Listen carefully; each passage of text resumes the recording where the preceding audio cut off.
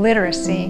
Many great organizations promote it, but we are the only nation in the world who's falling behind. My generation, graduating from high school, was reading at a higher level than the graduating class this past year in May. So my son's graduating class has fallen behind, and that's frightening. What's even more frightening is to look at our college statistics with regards to education and race.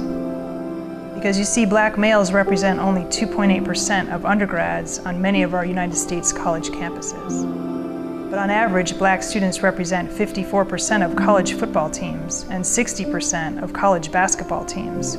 Something is amiss.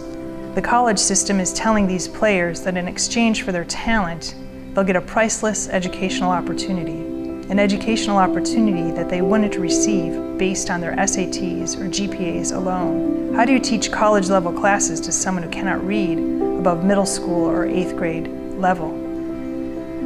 You don't. Our institutions of higher learning are being compromised by big-time sport. The NCAA university contracts are false.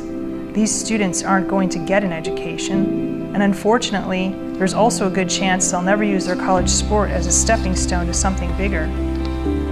Our athletes are getting through the system with paper classes and other easy passes.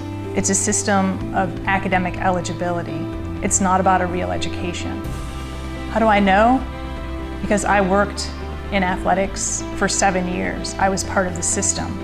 I was a learning and reading specialist at UNC Chapel Hill, this country's finest and oldest public university, and a place where athletic eligibility was once more important than learning. Back in 2010, I met with UNC President Bill Friday. He told me how difficult it was to protect our institution from athletic corruption, and how big-time sport in America was more important than a real education. I believe this whistleblower Mary Willingham's research. Her research, as you recall, showed that there have been athletes in the revenue sports, that's football and basketball, who are reading at an elementary school level. Being a whistleblower is not good enough. It doesn't solve the problem. I just brought attention to a problem we already knew and we've known for a long time. So instead, let's work on a solution. Let's go back to where learning begins, or honestly where it stops, and provide measurable online literacy programs for the children who are not successful in the classroom. I call on the coaches, middle school, high school, and the AAU. I call on the athletes themselves, of all ages. I call on the government and the NCAA. I call on you, fellow parents, sports enthusiasts, educators. Together we need to drive home the importance of learning, and particularly literacy. Just like we ask our athletes to drive the ball down the hardwood floors and the 50-yard lines. Change is coming, the government is listening.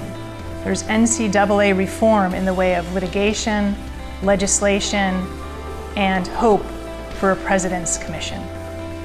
Football Saturdays, bowl games, March Madness, the Final Four. These events are a culture in itself, as anyone with school spirit will attest to. Let's harness this enthusiasm and bring it to the next generation of athletes across the country.